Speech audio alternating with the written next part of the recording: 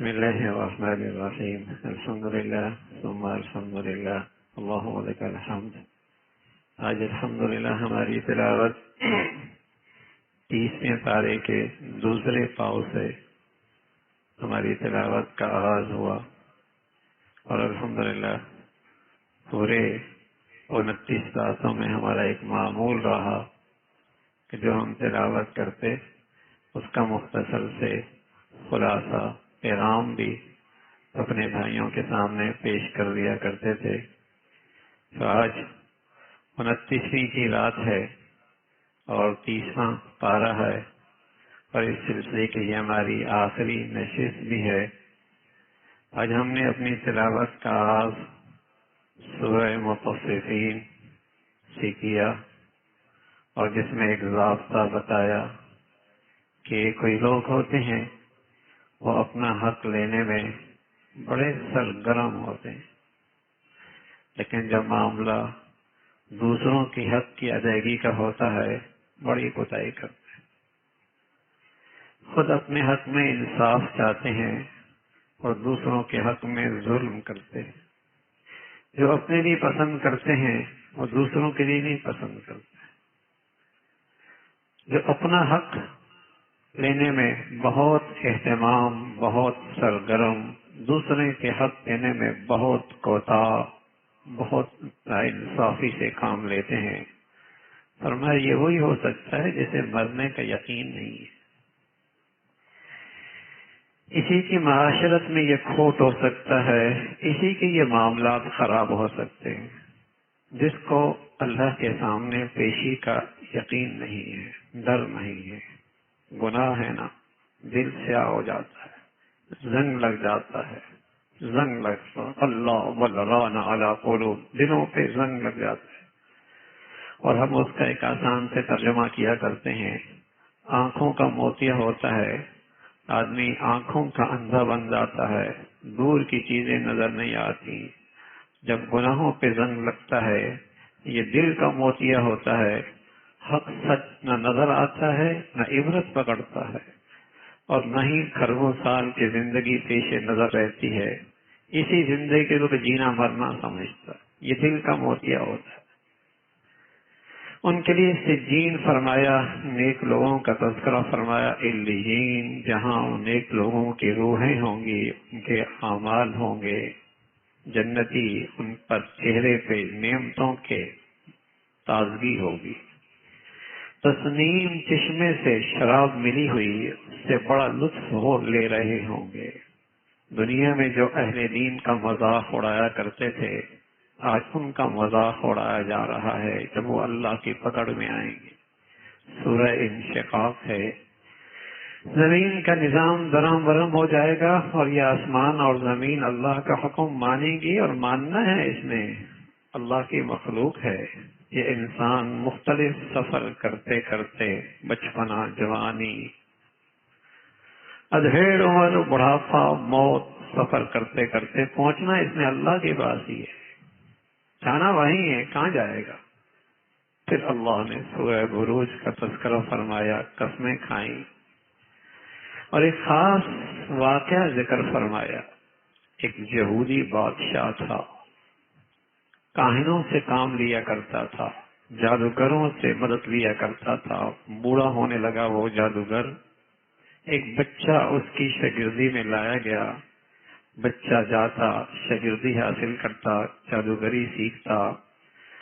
راستے میں ایک اللہ والے کی مجلس ہوتی تھی، جو اللہ کا واقعی ولی تھا، نیک آدمی تھا۔ یہ بچہ کچھ گھڑی ان کے پاس بھی بیٹھتا تھا اور وہاں بھی جایا کرتا تھا۔ ایک دن راستے میں ایک شیر نے لوگوں کا راستہ روک رکھا، اس نے ہاتھ میں پتھر لیا اور کہا، اے اللہ، جس کے پاس میں جاتا ہوں اگر واقعی وہ اللہ والا ہے تو اس شیر کو اس سے موت آ جائے، لوگوں کے لیے راستہ کھل جائے۔ اس نے مارا تو شیر مر گیا، اس کا ایمان یقین اور پختہ ہو گیا، شہرت سی ہو گئی کہ اس بچے کے پاس ایسا علم ہے، ایسا علم ہے۔ تو اندھے لوگ جو ماں کے پیٹ سے اندھے آتے، اس کے پاس آتے، یہ انہیں ایمان کی دعوت دیتا، اللہ کا کلام پڑھ کے دم کرتا، وہ صحت مند ہو جاتے، شہرت ہو گئی، شہرت ہو گئی۔ یہودی تھا بادشاہ، اس اللہ والے کو بھی شہید کر دیا، اس بینا جو اندھا کے بعد بینا ہوا اسے بھی شہید کر دیا۔ اس نوجوان کے لیے عبرت کا نشان بنانے کے لیے اپنے کرندوں سے کہا پہاڑ پہ لے جاؤ، اسے وہاں سے گراؤ، جسم کے ٹکڑے ہو جائیں۔ لے کے گئے، زبان پہاڑ پہ حرکت آئی، سارے مارے گئے، اللہ نے اس کی حفاظت فرمائی۔ پھر اسے سمندر میں لے جایا گیا، کہا کشتی میں لے جاؤ، اسے اٹھا کے پھینک دینا، عبرت کا نشان بناؤ۔ کشتی الٹی، سب مر گئے، یہ بچ گیا۔ جیسے اللہ بچانا چاہے کون مار سکتا ہے؟ اس نوجوان نے کہا سارا مجمع اکٹھا کرے، مجھے مارنا چاہتے ہو نا تو میں تمہیں طریقہ بتاتا ہوں، مجمع اکٹھا کرو اور سب کے سامنے ایک جملہ کہو، بسم اللہ، اللہ کا نام لے کر مجھے مارو، میں مر جاؤں۔ سبحان اللہ، کیسا خوش نصیب نوجوان تھا، اپنی جان کی قربانی تو دے رہا تھا لیکن ہزاروں آدمیوں کو ایمان سے جوڑ رہا تھا اور لوگوں کو تعارف کرا رہا تھا اپنی قربانی سے کہ کوئی ذات ہے، اللہ ہے۔ ایسا ہی ہوا، جب اسے مارا گیا یہ شہید ہو گیا، جب شہید ہو گیا تو ہزاروں آدمی ایمان لے کے آ گئے۔ اس یہودی نے خندقیں کھدوائیں آگ کی ان ایمان والوں کو ڈالنے کے لیے، تو قرآن میں ان خندقوں کا تذکرہ ہے جس میں ایمان والوں کو ڈال کر انہیں جلا دیا گیا۔ اللہ تو اللہ ہے، اللہ تو اپنے پیاروں کی روح پہلے ہی قبض کر لیتا ہے، انہیں آگ واگ نہیں لگتی، انہیں آگ واگ نہیں لگتی۔ تو وہ اللہ رب العزت نے اس کا تذکرہ فرمایا، اس یہودی نے مسلمانوں کو آگ کی خندوں میں جلا ڈالا، آگ کی خندقوں کو میں جلا ڈالا، اور آج کا یہودی بھی مسلمانوں بچوں پر آگ پھینک رہا ہے۔ فلسطین کی زمین پر شام کو جلا کے رکھ دیا ہے، عراق کو تباہ کر کے رکھ دیا ہے، افغانستان کو برباد کر کے رکھا ہے، اور کشمیر کے مسلمانوں پر مشرکوں نے آگ برسا برسا کے کتنوں کو ذبح کر دیا ہے، جلا کر خاک کر دیا ہے۔ میرے عزیزو، یہ امت کے ساتھ کیا ہو رہا ہے؟ یہ اس امت کے ساتھ کیا ہو رہا ہے؟ اس کا جرم جہاں مسلمانوں کے یہ حکمران ہیں جو سوکھی لکڑیوں کی طرح ہیں، سوکھی لکڑیوں کی طرح ہیں، جن میں ایمان، غیرت اور مسلمانوں کے لیے کوئی درد، دل سینے میں وہ دل ہی نہیں ہے، وہاں دوسری طرف ہم مسلمانوں کا قصور بھی ہے۔ ہم نے بھی سیاسی جتھوں کو تو مضبوط کیا، اپنی برادریوں کو تو مضبوط کیا، اپنے فرقوں کو تو مضبوط کیا، رنگ نسل کے اور ملکوں کے بت تو کھڑے کیے، لیکن اسلامی رشتے کو مضبوط نہیں کیا، ایمان اسلام کے رشتے کو مضبوط نہیں۔ ایمان کی قیمت ہی ختم ہو گئی تو اسلام کے رشتے کی قیمت کہاں رہی؟ اسلام ہی میرے گھروں سے نکلا ہے، بازاروں سے، دفتروں سے ایمان نکلا ہے، پھر اس بنیاد پر وہ ایمانی اسلامی رشتہ کہاں مضبوط ہو سکتا ہے؟ یہ وہ قصور ہے جو آج ہم اپنی آنکھوں سے مسلمانوں کے ظلم دیکھتے ہیں اور بے بسی کے عالم میں دیکھتے ہیں۔ معصوم دنیا نہیں بولے گی، دنیا کیوں بولے گی؟ جب ہم خود ہی نہیں بول رہے کون ہمارے حق میں کھڑا ہوگا؟ اور آج کوئی کفر کر کرندہ مر جائے ساری دنیا کھڑی ہو جاتی، دہشت گردی ہو گئی، اور اتنے بڑے دہشت گرد ہیں رمضان کی مقدس گھڑیوں میں غزہ کی پٹی خون و خون ہے، مسجد اقصی پر خون و خون ہے، لیکن مسلمان ہے۔ تو میرے عزیزوں، یہ وہ قصور ہے جو ہم نے نعمت اسلام کے ساتھ بڑی ناقدری کر رکھی ہے، اور اسلامی اخوت اور پیار کو اور اسلامی رشتے کو اور اسلامی اتفاق کو، اس کو ہم نے ذبح کر کے رکھا ہے۔ تو اس وقت کے یہودیوں نے بھی، یہودی بادشاہ نے بھی مسلمانوں کو آگ کے خندقوں کو میں جلا کر خاک کر دیا، راکھ کر دیا۔ لیکن اللہ کہہ رہا یہ تو میرے پیارے بندے ہیں، لیکن میں بھی بڑی قدرت رکھنے والا ہوں، اور ان کے عذاب میں اللہ کی پکڑ بھی بڑی سخت ہے۔ ان بطش ربک لشدید، اس کی پکڑ بھی بڑی سخت ہے۔ اس کا تذکرہ فرمایا. پھر سورہ طارق کا تذکرہ ہے. اللہ نے مرد انسان کو ماں کی سینے سے اور باپ کی پشت کے پانی سے پیدا فرمایا. کیا قدرت کا نمونہ بنایا ہے اسے اللہ نے. اس کا تذکرہ. پھر سورہ اعلیٰ کا تذکرہ. پھر سورہ اعلیٰ کی اللہ کی بڑائی، اللہ کی تصویر، اس کا تذکرہ فرمایا اور بتایا دیکھو تمہاری بنیادی مرض کیا ہے. بنیادی مرض کیا ہے جس سے تم بزدل ہو گئے ہو، کمزور ہو گئے ہو. 1.5 ارب ہونے کے باوجود بھی تم بے جان ہو گئے ہو. فرمایا اس کی وجہ ایک ہے، والآخرت. وجہ یہ ہے بل تؤثرون الحیات الدنیا. تمہارے دلوں میں دنیا کی محبت رچ بس گئی، تمہارے دلوں میں رچ بس گئی. اللہ کے نبی فرمانے لگے ایک وقت ایسا آئے گا کفر تم پہ ایسے نوچنے کے لیے دوڑے گا جیسے بھوکے دسترخوان پہ دوڑتے ہیں. صحابہ نے عرض کیا رسول اللہ تعداد تھوڑی ہوگی. فرمایا بڑی تعداد ہوگی، تعداد بہت بڑی ہوگی. لیکن ہوگا کیا؟ تمہارے اندر ایک بزدلی آ جائے گی. اور وجہ کیا ہوگی؟ حب الدنیا وکراہیت الموت. تمہارے دلوں میں دنیا کی محبت گھر کر جائے گی اور تمہیں موت سے ڈر لگے گا، موت سے ڈر لگے گا. خالد بن ولید فرمایا کرتے تھے ان مردہ جانوں سے ہمارا کیا مقابلہ. جیسے یہ شراب سے محبت کرتے ہیں ہم ایسی ہی جامع شہادت سے محبت کرتے ہیں. ہم موت سے ایسی پیار کرتے ہیں. یہ ہم سے کیا لڑیں گے، یہ ہم سے کیا لڑیں گے. یہ ہے مسلمانوں کی بزدلی اور کمزوری کہ مسلمان دنیا میں رہنا چاہتا ہے، دنیا کا رہنا چاہتا ہے. اس لیے تو خوف زدہ ہے. کافر کا خوف زدہ ہونا تو سمجھ میں آتا ہے، مسلمان کا خوف زدہ کہاں سمجھ میں آتا. مسلمان کیوں خوف زدہ ہے؟ دنیا کی محبت رچ بس گئی ہے. اللہ نے یہ مرض کی تشخیص فرمائی ہے بل تؤثرون الحیات الدنیا. دنیا تمہاری نظر میں بڑی چیز ہے، حالانکہ حقیقت کیا ہے؟ والآخرۃ خیر وابقیٰ. کل کے کیریئر ہے میاں، کل کی زندگی ہے، وہ بڑھیا ہے، وہ پائیدار ہے. بڑھیا بھی ہے، پائیدار بھی ہے، جینا بھی ہے، ہمیشہ کے بھی ہے، صحت بھی ہے، ہمیشہ کی ہے، حسن بھی ہے، ہمیشہ کا ہے، نیند تو بھی ہے تو بہت بڑھیا ہے. سب سے بڑی بات موت کو موت ہے، وہاں زندگی ہی زندگی ہے. والآخرۃ خیر وابقیٰ. یہ وہ مضمون ہے جو اللہ نے سارے آسمانی صحیفوں کے اندر پیش کیا ہے، بیان کیا ہے. اور پھر فرمایا ایک دن آنے والا ہے سب اندھیرا چھا جائے گا. نافرمانوں کی ساری محنت، شرک اور کفر کے ساتھ آنے والوں کی ساری محنت ضائع ہو جائے گی، چہرے سیاہ ہوں گے. اور نیکوکاروں کی اللہ رب العزت خوب قدردانی کریں گے. اس کا تذکرہ فرمایا. پھر اللہ کی قدرت دیکھو نا، اونٹ دیکھو کیسی اللہ نے مخلوق بنائی ہے.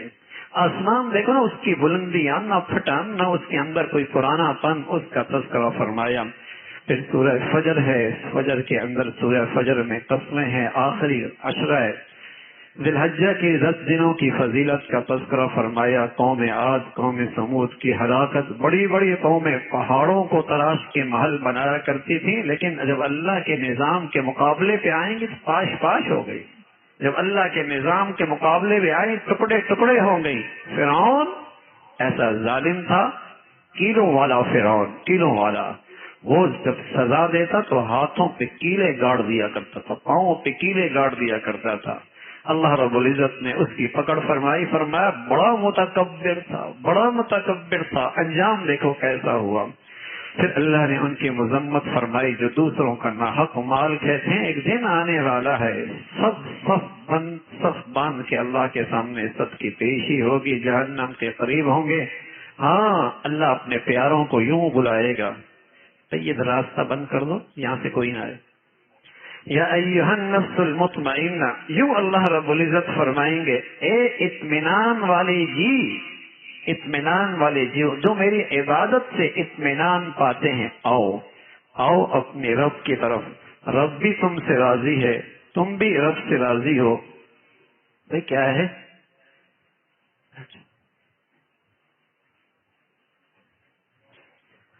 تو اللہ رب العزت اس طریقے سے پکاریں گے فادخلی فی عبادی وادخلی جنتی. پھر سورہ بلد کا تذکرہ ہے، سورہ بلد کا تذکرہ ہے جس میں مکہ کی سرزمین کی عظمتوں کا تذکرہ، پھر انسان جو اللہ کو نعمتیں دیتے ہیں ان نعمتوں کا تذکرہ فرمایا، پھر سورہ شمس ہے کئی ساری قسمیں کھانے کے بعد بتایا جو اپنے دلوں کو پاک صاف کر لیتا ہے کامیاب وہی ہوا کرتا ہے۔ یہی قیمت کل قیامت کی منڈی میں چلے گی، نہ دولت چلے گی، نہ مال چلے گا، نہ اولاد چلے گی۔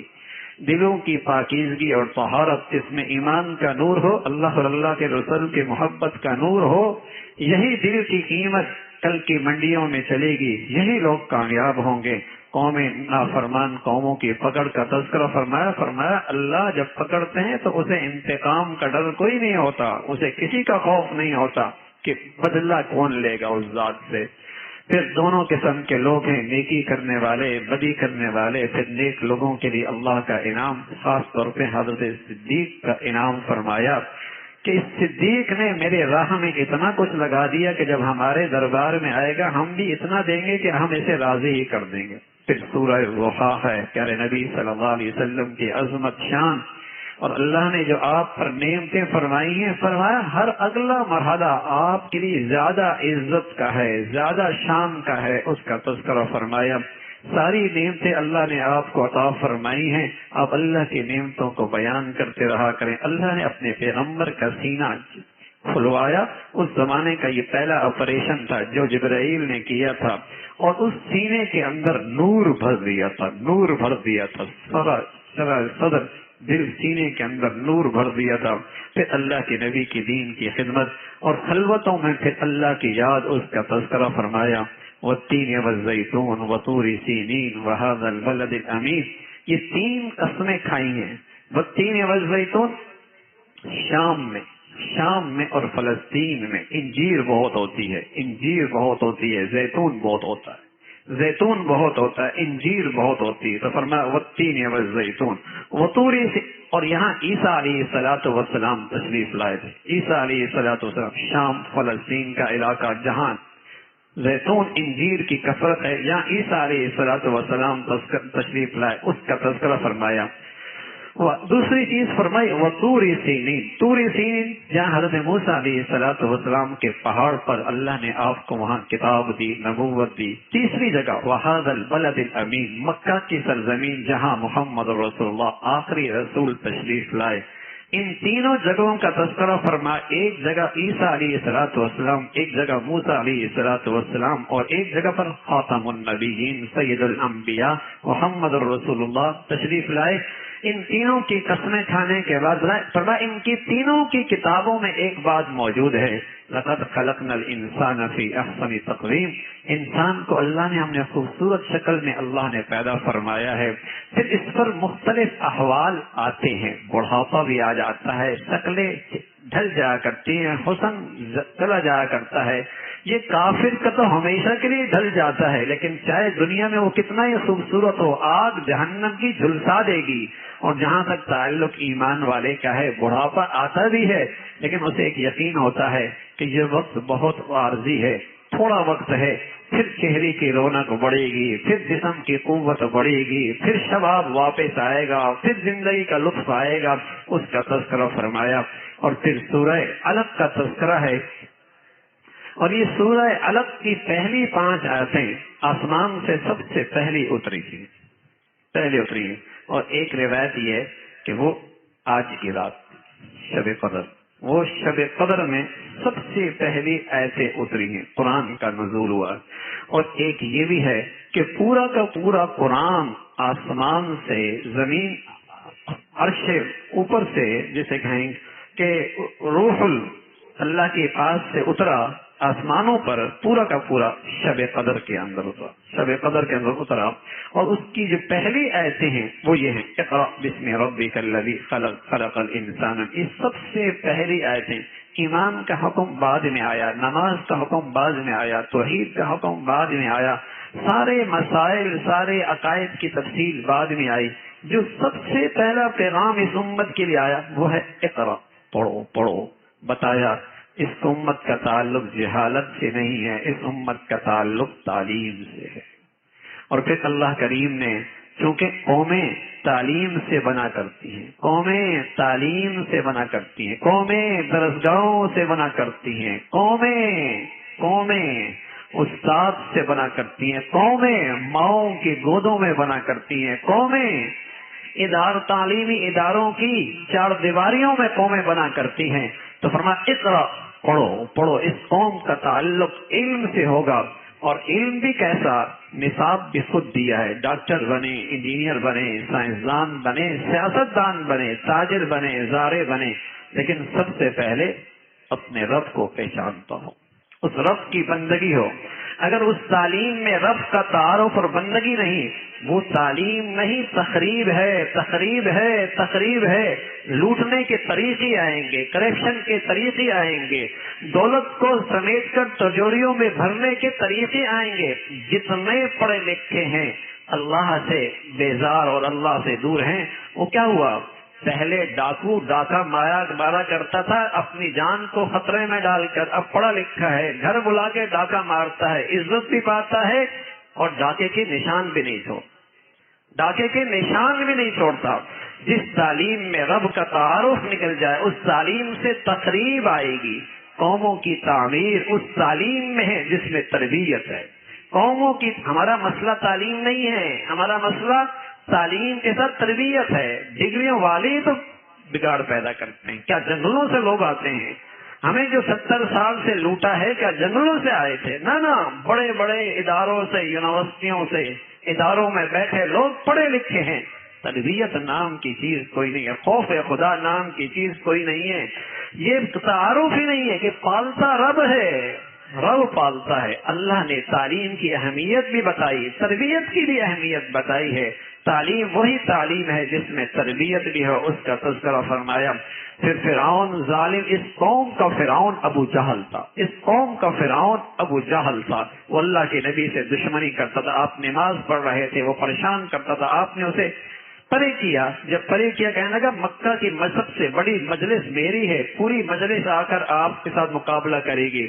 اللہ کی طرف سے جواب آیا، یہ آئیں تو صحیح، بتا دیں اللہ کے فرشتے میرے ساتھ ہیں، اللہ کے فرشتے میرے ساتھ ہیں۔ پھر سورہ قدر کا تذکرہ فرمایا۔ جانتے بھی ہو قدر ہے کیا انداز ہے اللہ کا، وما ادراک ما لیلۃ القدر، جانتے بھی ہو لیلۃ القدر ہے کیا، اس کی شان کیا ہے، اس کی عظمت کیا ہے۔ لیلۃ القدر خیر من الف شہر، یہ ایک مہینے کی عبادت 83 سال سے عبادت سے زیادہ ہے۔ 1000 مہینے کوئی شخص دن رات عبادت کرے، اتنی عبادت ایک رات میں اس امت کو نصیب ہو سکتی ہے۔ پیارے نبی کے صدقے اس امت کو ایک رات میں وہ عبادت نصیب ہو سکتی ہے۔ کیا کچھ نہیں دے گئے اس امت کو پیارا نبی، اور کیا کچھ نہیں دلا کر گئے اس امت کے لیے اللہ کا پیغمبر۔ ایک رات میں 83 سال، بتائیے کسی زندگی کو 40 سال کسی کو مل جائے شب قدر، کہاں پہنچے گا؟ شب قدر کی عبادت نصیب ہو جائے، بندگی۔ فرشتے آتے ہیں، فرشتے اس رات کو اترتے ہیں، 2 کام کرتے ہیں۔ ایک تو جو اللہ کی عبادت کر رہا ہوتا ہے اس کے لیے دعائیں رحمت کرتے ہیں، اس کے لیے وہ دعائیں رحمت کرتے ہیں، اور دوسرا وہ پورے سال کے تقدیر کے فیصلے لے آتے ہیں زمین پر، پھر اپنے اپنے وقت پر اس کی تعمیل کرتے ہیں۔ پورے سال کے تقدیر کے فیصلے لے آتے ہیں اور پھر اپنے اپنے وقت پر اس کی، جسے کہیں کہ تعمیل کرتے رہتے ہیں، اور جو بھی اس رات عبادت کر رہا ہوتا ہے اس کی عبادت پر اس کے لیے دعائیں رحمت کر رہے ہوتے ہیں۔ اور بعض خوش نصیبوں سے تو فرشتے سلام بھی کرتے ہیں، اور اس سلام کا اثر کیا ہوتا ہے؟ اس سلام کا اثر کیا ہوتا ہے؟ دل میں رقت آ جاتی ہے، دل میں رقت آ جاتی ہے، اندر سے رونے کا عبادت کرتا دل کرتا ہے، اللہ کی عبادت کا شوق اور بڑھ جاتا ہے۔ یہ علامت ہوتی ہے کہ اللہ کے فرشتے اس کے پاس آئے ہیں۔ پھر سورہ بینہ کا تذکرہ ہے، مشرکوں کی مذمت ہے، پھر نیک اور بد کا تذکرہ فرمایا۔ بد آدمی جس کی زندگی میں ایمان نہیں نا، وہی تو روئے زمین کی سب سے بدترین مخلوق ہے۔ اولئک ھم شر البریہ، سب سے بدترین مخلوق وہ ہے جو اللہ کی ذات سے ایمان اور یقین سے محروم ہے۔ اور اس کے مقابلے میں فرمایا ایمان کی زندگی کسی خوش نصیب کے پاس ہے، کوٹھی میں رہتا ہے یا جھونپڑی میں رہتا ہے، روئے زمین کا بہترین مخلوق ہے، روئے زمین کی بہترین مخلوق ہے، نیکیوں پر ملنے والا سب سے بڑا اجر کہ اللہ اس سے راضی ہو جائے گا، اللہ اس سے راضی ہو جائے گا، اس کا تذکرہ۔ پھر سورہ زلزال کا تذکرہ ہے، زمین کے سارے خزانے اوپر آ جائیں گے۔ دیکھو میاں، جس سے جھگڑا کرتے تھے آج کوئی اسے اٹھانے والا نہیں، قیامت کے دن سب کچھ اوپر آ جائے گا، اور جس زمین کے ٹکڑے پہ جو کچھ ہوگا وہ بیان کرے گی، وہ بیان کرے گی تجھے کیا ہوا، تو سب خزانے آج اوپر لے آئی، اور میں اس ذات کا حکم ہے جس کی میں مخلوق ہوں، جس کی میں اتباع ہے، اس ذات کا حکم ہے۔ پھر عادیات کا تذکرہ ہے، گھوڑے کتنے فرما بردار ہیں، اگر کوئی شخص گھوڑے پہ سوار ہو کے میدان جنگ میں آتا ہے تو وہ اپنے مالک کا اتنا فرما بردار ہے کہ وہاں ٹانگیں بھی کٹ رہی ہوتی ہیں، گردنیں بھی کٹ رہی ہوتی ہیں، گھوڑے زخم بھی ہو رہے ہوتے ہیں، لیکن اپنے مالک کی اطاعت میں اس خطرات میں کود پڑتا ہے۔ لیکن یہ انسان بڑا ناشکرا ہے، اللہ کہتے ہیں انسان بڑا ناشکرا ہے، اسی کی نعمتیں کھاتا ہے لیکن اس کی اطاعت نہیں کرتا، اس کی فرما برداری نہیں کرتا، مال کی محبت میں بہت آگے نکل گیا، مال کی محبت میں بہت آگے نکل گیا ہے۔ پھر سورہ قاریہ کا تذکرہ ہے، نیکی اور بدی کا وزن ہونے والا ہے، خوش نصیب لوگ جن کے نیکیوں کا پلڑا بھاری ہوگا خوشی کی زندگی میں ہوں گے، اور بد نصیب جن کے گناہوں کا پلڑا بھاری ہوگا ان کے لیے دھیکتی ہوئی آگے ہوگی۔ فرمایا کب تک غافل رہو گے بھائی اس مولا سے، کب تک آخرت کو بھلائے بیٹھو گے؟ کیا تمہیں اس وقت ہوش آئے گا جب قبر میں جاؤ گے؟ حتی زرتم المقابر، جب قبروں میں جاؤ گے، زندگی گزر رہی ہے اور اسی پہ ایک دوسرے سے مقابلہ اور مسابقہ، حتی زرتم المقابر، قبر میں جا پہنچو گے۔ اللہ کے نبی فرمایا کرتے ایک وادی بھی مل جائے نا اس کی حوث کا پیٹ نہیں بھرے گا، دو وادی بھی مل جائے نا تب بھی اس کا پیٹ نہیں بھرے گا، اس کی حوث کا پیٹ تو قبر کی مٹی ہی بھرے گی، قبر کی مٹی ہی بھرے گی، اس کا تذکرہ فرمایا۔ پھر سورہ عصر ہے، ایسی جامع آیت صورت ہے، چھوٹی سی 2-3 آیتیں ہیں، دو لینے ہیں۔ امام شافعی رحمۃ اللہ علیہ فرمایا کرتے تھے پورا قرآن نہ بھی آتا، ایک سورت آتی اور اس سورت میں تدبر اور غور کوئی مسلمان کرتا تو نجات کے لیے ایک سورت ہی کافی تھی، ایسا جامع مضمون ہے۔ فرمایا سارا انسان گھاٹے میں ہے۔ پہلی بات تو یوں کی والعصر، عصر کی قسم، عصر کا وقت میں کیا ہوتا ہے؟ عصر کا وقت ہوتا ہے شام ڈھلنے کو ہے، سورج غروب ہونے کو ہے۔ پہلی بات تو یہ سمجھا دی، ارے تمہاری زندگی کی بھی شام ہو گئی ہے بھائی، کسی وقت بھی سورج غروب ہو سکتا ہے، تمہاری زندگی کی بھی شام ہو گئی ہے، کسی وقت بھی سورج غروب ہو سکتا ہے۔ والعصر، قسم ہے عصر کی۔ اور پھر بتایا انسان سارے کے سارے گھاٹے میں ہیں، نہ دیکھنا دولت، نہ دیکھنا عہدے، نہ دیکھنا منصب، نہ دیکھنا دنیا کی چمک دمک، اللہ کہہ رہا ہے سب خسارے میں۔ خسارے سے باہر کون ہے؟ جس کی زندگی ایمان کے مطابق ہے، بس جس کی زندگی ایمان کے مطابق، جس کی زندگی میں ایمان کے تقاضے پورے ہو رہے ہیں، وہ خسارے سے بچا ہے۔ اور صرف اپنی دینداری کافی نہیں میاں، صرف اپنی دینداری کافی نہیں، جہاں جہاں اس کا اختیار چلتا ہے ان کو دین پہ لے کے آنا اس کے فرائض میں داخل ہے۔ جو اس کے ماتحت ہیں، جہاں جہاں اس کا آرڈر اصل و سوخ چلتا ہے ان کو دینداری پہ لے کے آنا اس کی ذمہ داری ہے۔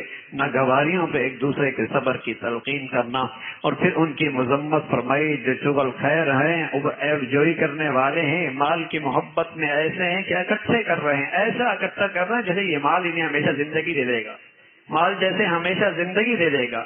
کس میں مال نے کبھی کسی کو زندگی دی ہے میاں؟ فرمایا ایسا جوڑ رہے ہیں جیسے مال انہیں زندگی دے گا۔ اللہ کی آگ ہے اور بڑی سخت ہے، وہ جسموں تک نہیں جاتی، وہ کلیجوں تک جاتی ہے، وہ دلوں تک جاتی ہے۔ اور پھر سورہ فیل کا تذکرہ ہے، ابرہا ہاتھیوں کا ایک لشکر لے کے آیا تھا بیت اللہ پہ حملہ آور ہونے کے لیے۔ صنع یمن کا گورنر تھا، صنع کا وہاں کا گورنر تھا ابرہا، وہ ایک لشکر لے کے آیا تھا۔ اللہ نے اس بڑے طاقتور لشکر کو اپنی چھوٹی سی مخلوق سے ایسا پٹوایا کہ وہ ایسے ہو گئے جیسے جانور چارہ کھاتا ہے نا منہ میں، اور اس کے بعد جب بار پھینکتا ہے تو کیا ہوتا ہے، وہ کیسے ٹکڑے ٹکڑے ہو جاتا ہے۔ اللہ نے اس سارے طاقتور لشکر کو اپنی چھوٹی سے ایک پرندے کے ذریعے ایسا ذلیل کیا، ایسا رسوا کیا، ایسا پٹوایا کہ سب چورا چورا ہو کے رہ گئے۔ سپر طاقت صرف اللہ کی، طاقت کا مرکز صرف اللہ کی ذات ہے، قوت اور طاقت کا مرکز صرف اللہ کی ذات ہے۔ الا لہ الملک، بادشاہت اسی کی ہے، بس وہ چاہ لے بڑا لشکر لے کے آیا۔ اللہ نے کوئی فوج نہیں بنائی، فوج نہیں تیار کی، چھوٹا سا پرندہ چونچ میں، اس نے چونچ میں پتھر کا ایٹم رکھا ہوا تھا، ایٹم، وہ سر پہ لگتا، جسم کو چیرتا ہوا، ہاتھی کو چیرتا ہوا زمین پہ جاتا، اور وہ جب چیرتا ہوا جاتا تو جسم کے ٹکڑے اس سے گرنا شروع ہو جاتے، جسم کے ٹکڑے اس سے گرنا شروع، جسم کے ٹکڑے اس سے گرنا شروع۔ اللہ اللہ ہے، کسی قوم کی بربادی کے لیے اسے لاؤ لشکر کی ضرورت نہیں، بس اس کا ارادہ ہے، اس کا فیصلہ ہے۔ پھر سورہ قریش کا تذکرہ ہے، اللہ کی نعمتیں دیکھو، کیسا تمہیں امن دے دیا، کیسا امن دے دیا۔ اللہ کے نبی صلی اللہ علیہ وسلم کے آنے سے پہلے عرب کا خطہ قتل و غارت کے اماجگاہ تھی، پھر اللہ نے ایمان کی برکت سے وہاں امن دے دیا، اور یمن شام کے سارے سفر پر امن ہو گئے۔ فرمایا جس ذات نے یہ امن دیا پھر اس ذات کا حق ہے نا، اس کی بندگی کرو۔ پھر مذمت فرمائی ان نمازیوں کی جو اپنی نمازیوں میں کوتاہی کرتے ہیں اور بہت معمولی چیزوں کو بھی لینے دینے کے اندر بخیل بنتے ہیں، ان کی مذمت فرمائی۔ پھر پیارے نبی صلی اللہ علیہ وسلم کو جو اللہ نے حوض کوثر دیا ہے، وہاں سے آپ پانی پلائیں گے، اس اعزاز کا تذکرہ ہے، اور فرمایا آپ کے دشمنی دم کٹے ہیں، نسل ان کی ختم ہوگی، نسل ان کی ختم ہوگی۔ پھر سورہ کافرون کا تذکرہ ہے، جس میں پیغام ہے کہ مسلمان اور کافر کے درمیان ایسی مصالحت کی کوئی گنجائش نہیں جس میں مسلمان کو اپنی دینی زندگی سے دستبردار ہونا پڑے۔ مسلمان اور کافر کے درمیان ایسی مصالحت کی کوئی گنجائش نہیں جہاں مسلمان کو اپنے دین کے کسی حصے سے دستبردار ہونے پڑے۔ کافر کہا کرتے تھے ایک دن آپ ایک سال ہمارے معبودوں کی پرستش کریں، ایک دن ہم آپ کے خدا کی عبادت کریں گے، تو صاف کہہ دیں کافروں سے کہہ دو تمہارا دین تمہارا، کہ ہم تم مشرک بن کے موحد نہیں بن سکتے، اور ہم توحید پرست ہو کے شرک نہیں کر سکتے، تمہارا دین الگ ہے ہمارا دین الگ ہے، اس کا تذکرہ فرمایا۔ اور پھر اذا جاء نصر اللہ، اس صورت کا تذکرہ ہے اور پیغام دیا جب زندگی کی آخری گھڑیاں ہوں تو اللہ کی تسبیح اور استغفار بڑھا دو، اللہ کی تسبیح اور استغفار بڑھا دو۔ جب یہ آیت صورت آئی نا، حضرت صدیق اکبر رونے لگے، کیوں رو رہے ہو؟ فرمایا اس آیت نے بتا دیا اللہ کے نبی جانے والے، اللہ کے نبی جانے والے ہیں، یہ آخری وقت کے اعمال ہے کہ زندگی کے آخری لمحہ ہو تو توبہ استغفار بڑھا دیا کرو۔ اور پھر سورہ لہب ہے، گناہوں کی سزا ہے، پھر نہ مال کام آتا ہے نہ اولاد کام آتی ہے۔ پھر سورہ اخلاص ہے جس کی بڑی فضیلت ہے، جس میں اللہ کی توحید کا تذکرہ ہے، وہ کسی کا بیٹا نہیں، کوئی اس کا باپ نہیں، وہ کسی کا والد نہیں، وہ ایسی ذات ہے جو یکتا ہے، ذات صفات میں وہ سب سے بے نیاز ہے، اس کا کوئی ہمسر نہیں۔ پھر سورہ فلق ہے اور سورہ ناس ہے، یہ دو صورتیں 11 آیات تمام آفات کے لیے قلعے کا کام کرتی ہیں، تمام آفات، روحانی، جسمانی، دنیاوی، اخروی، تمام آفات سے حفاظت کے لیے قلعے کا کام کرتی ہیں۔ اور شاید اللہ کے نبی پہ جو تھوڑا بہت جادو کا اثر ہوا تھا، حالانکہ بہت سخت جادو کیا گیا تھا، بہت سخت جادو کیا یہودیوں نے کیا تھا، یہودیوں نے کیا ہوتا، ایک کنگھی پر کیا تھا، ایک کنویں میں رکھ دیا تھا اور اس کنویں کا رنگ بھی بدل گیا تھا، اتنا سخت جادو تھا۔ لیکن حضرت عائشہ فرماتی ہے رضی اللہ تعالیٰ عنہ، حضور علیہ الصلوۃ والسلام پر صرف اس پر اتنا اثر ہوا، کوئی چیز رکھتے اور بھول جاتے، بس کوئی چیز رکھتے اور بھول جاتے، لیٹی ہوئی آئے جبرائیل امین آئے اور انہیں آ کر سرانے میں ادھر فرشتہ ہے بتایا کہ فلاں نے جادو کیا اور اتنی گرہیں لگی ہوئی ہیں اور اتنی آیتیں ہیں، ہر ایک آیت پر ایک گرہ کھولی جائے، ہر ایک آیت پر ایک گرہ کھلتی چلی جائے گی، اور یوں آپ فرمایا کرتے تھے ایسا ہے جیسے میرا جسم کھل گیا ہے۔ لیکن سچ یہ ہے کہ یہ امت کو پیغام دیا گیا کہ تمہارے بھی دشمن ہوتے ہیں، حاسد بھی ہوتے ہیں، شریر بھی ہوتے ہیں، انسانوں میں بھی ہوتے ہیں، جنوں میں بھی ہوتے ہیں، اپنے بھی ہوتے ہیں، پرائے بھی ہوتے ہیں. تم کیوں نہ اپنی زندگی کا معمول بنا لو، ان صورتوں کو روزانہ پڑھ لیا کرو. اللہ کے نبی فرمایا، اللہ کے نبی کو جب یہ آیتیں مل گئیں، عائشہ فرماتی ہیں موت تک، دنیا سے جانے تک آپ علیہ الصلوۃ والسلام اور ہم روزانہ ان صورتوں کو رات کو سونے سے پہلے 3 بار پڑھتے اور اپنے ہاتھوں پہ پھونکتے اور پھر پورے جسم پہ مل لیا کرتے، پورے جسم پہ. اور اتنا اہتمام تھا جب آپ مرض الموت میں تھے، یعنی بیماری کا آخری وقت تھا، تب بھی آپ ان صورتوں کے پڑھنے کا اہتمام کرتے تھے. یہ بہت مجرب نسخہ ہے، جو جتنا یقین کے ساتھ پڑھے گا، جتنا یقین سے پڑھے گا، اس کے مبارک اثرات آئیں گے. شر کا دور ہے، شریروں کا دور ہے، حاسدوں کا زمانہ ہے، برا چاہنے والے زیادہ ہیں، خیر خائی چاہنے والے تھوڑے ہیں، جلن زیادہ ہے اور خوش ہونے والے بہت تھوڑے ہیں. تو ایسوں میں ان دلوں کی حفاظت، اپنی حفاظت کیجیے. اور مسنون عمل ہے.